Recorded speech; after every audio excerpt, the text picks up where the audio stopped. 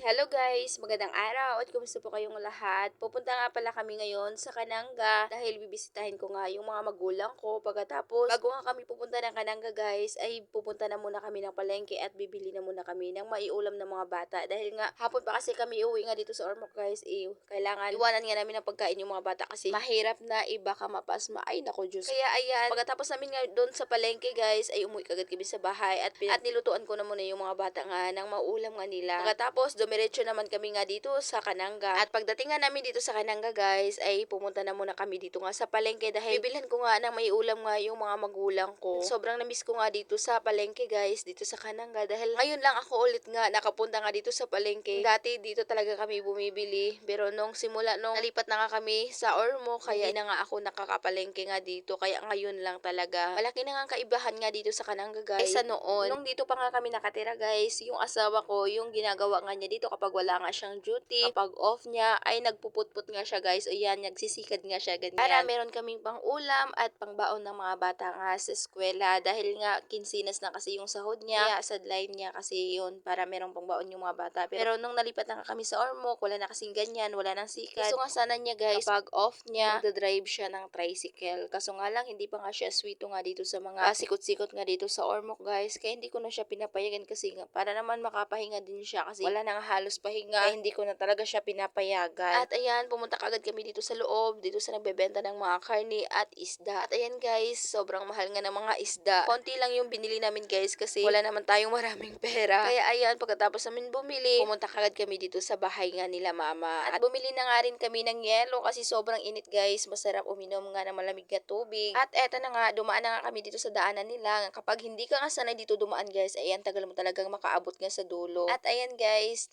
dumating na nga kami dito sa bahay na mama at dito nga nadatan nga namin sila dito sa labas. Nagpapahangin kasi sobrang init nga sa loob ng bahay. At ayan, si Papa, nag-ano na nga siya guys, nagpapaapoy na nga siya. At ayan, ihaw kagad kami nitong isda. Pagkatapos, yung ibang isda naman guys, ay syempre nagsabaw, nilagyan ng malunggay para naman makahigop nga ng mainit na sabaw. Pagkatapos naman guys, hindi naman kami nagtagal nga doon nila mama. Konting kwentuhan lang. Pagkatapos umuwi kagad kami dito sa bahay. At ayan, pinadalhan nga kami ni mama at ni papa guys. Etong puso ng saging, etong papaya, pagkatapos niyog, at eto din yung sikwa guys o yung patola. At ayan, pagkatapos, ayan, bumili na nga kami ng maiulam nga namin. Bumili lang ako ng kalahating kilo ng manok guys. Etong legs yung kinuha ko. Pagkatapos, etong patatas at tomato sauce. Lalagyan ko rin to guys ng itlog ng pugo o yung quail egg kasi nga meron pa nga ako dito kaya ilalagyan ko nga din to para naman medyo marami-rami. At hiniwa ko na nga ng mga maliliit guys itong karne ng manok. Pagkatapos hiniwa ko rin itong mga patatas na mga maliliit din para mabilis nga lang maluto. At nung nahiwa ko na nga guys lahat at hinugasan ko na, kaya nagpainit kagad ako ng mantika nga sa kawali. At nung mainit na nga yung mantika sa kawali guys, nilagay ko naman dito